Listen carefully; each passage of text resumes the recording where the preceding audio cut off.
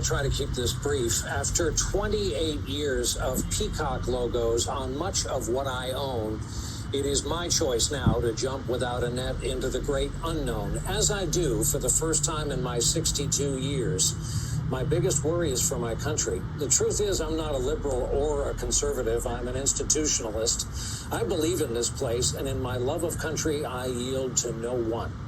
But the darkness on the edge of town has spread to the main roads and highways and neighborhoods. It's now at the local bar and the bowling alley, at the school board and the grocery store. And it must be acknowledged and answered for. Grown men and women who swore an oath to our Constitution, elected by their constituents, possessing the kinds of college degrees I could only dream of, have decided to join the mob and become something they are not, while hoping we somehow forget who they were. They've decided to burn it all down with us inside. That should scare you to no end as much as it scares an aging volunteer fireman. Okay, To my coworkers. Okay. I've heard enough of that. He's afraid of you, right? He's blaming the Josh Hawleys and the Ted Cruzes and throwing Steve Cortez and Boris Epstein and Stephen K. Bannon. He's throwing in the Ivy League guys are all this is terrible. They know better. The darkness on the edge of town. No, brother, the darkness is coming for you, and here's why. And everybody like you. Don't give me, I stand nothing to your patriotism. Have you ever served your country? Did you ever serve in the military? You had stolen valor when you lied about trying to be a hero, right? So you had stolen valor. So yeah, no, I do question your patriotism, bro. You never served your country. You may be a volunteer fireman. Hey, maybe, but I've never seen you serve, take time out to actually serve your country when you weren't getting a big paycheck in the media that you pontificated on for years. You're the problem. You're part of the problem. You're the propaganda department for the globalists. And when you say those institutions, yes, we reject those institutions. Those institutions have done nothing but make American working class people and the middle class in this country, we've destroyed it. The institutions, you use the institutions to destroy it, and you ran cover for it. So I don't want to see your big crocodile tears up there, and I don't want to see the specter that's in the bar and then the bowling alley, and now it's coming to the center of town. We're coming to Capitol Hill in 2022 with a sweeping victory, and you know it. That's one of the reasons you're punching out. That's one of the reasons Rachel Maddow's punching out. That's one of the reasons Dr. Collins is running for his life. It's the reason George Clooney and now, Mrs. Baldwin tells her husband had PTSD for a long time, right? The biggest Trump hater and doing that horrible Trump imitation with that pure hate coming out of town. He's at PTSD because I said in the last segment, it's the American people. It's not and you make the phony thing about Hawley and Cruz and, the folks that went to Yale and the folks that went to Harvard, the folks that went to Stanford, and of course the J.D. Vances and the Blake Masters, all these new Ivy Leaguers that are coming up as populists. No, we reject you. We reject what you stand for. And let me talk about institutions. How can you sit there with a straight face? Your network, NBC, is giving the Chinese Communist Party billions of dollars, and you go do all the fluffy stories about it.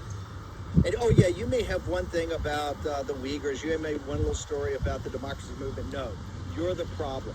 The guys you took a paycheck from are the problem, okay? You're the problem. There's blood on your hands. And the only thing you've shown of love of country is trying to have stolen valor.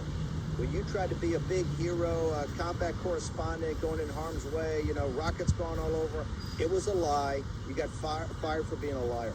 And so, yes, when you say you take second to none, dude, you're not even in the room when it comes to patriotism. You're not patriot. You don't love your country. You've never done anything to serve your country. What you've done is try to self-aggrandize yourself, right, over patriots that have real valor. Okay? So let's say, and last night, the crocodile tears on their face, we're belly laughing at you. You know why? You had no impact, and now you're gone, and you didn't leave any footprints, no trace.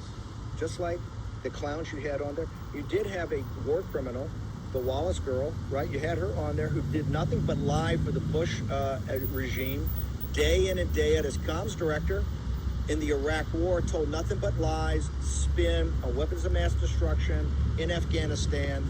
You people disgust me. Your track record is unparalleled of agony and pain for working class citizens in this country, of every race, every ethnicity, every religion. every gender. Revolting. And have your big crocodile tears last night, and oh, I fear for my country, they're coming down to burn it. Hey, we've got you burned out, and you're gone, okay? You're going to be just as remembered as Chris Matthews. Chris Matthews wrote his book. They had him one thing, Joy and Reed said, they had him on, come on, hey, tell me about your book, and then apologize again, Chris. Another struggle session. So Brian Williams, good riddance, okay? You're part of the problem, and the American people are part of the solution. You know what it is? I'm not giving you solutions. Donald Trump's not giving you solutions. You out there in this audience, you are the solution. Remember that. That's your mantra. Every time you go to a school board, every time you volunteer to be an election official, every time you go to be a precinct strategy, precinct committeeman, and please sign up for these. These are all free.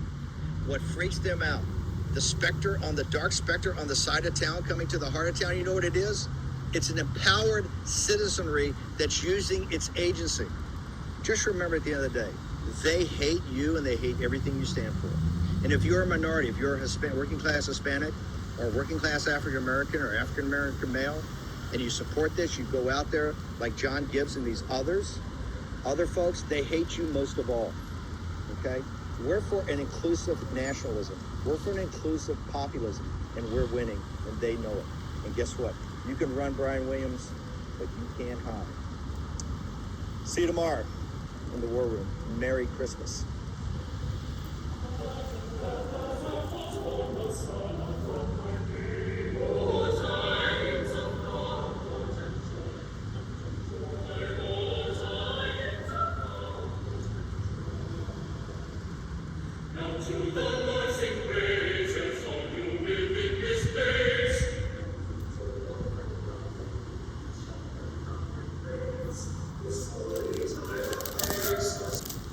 Well, the virus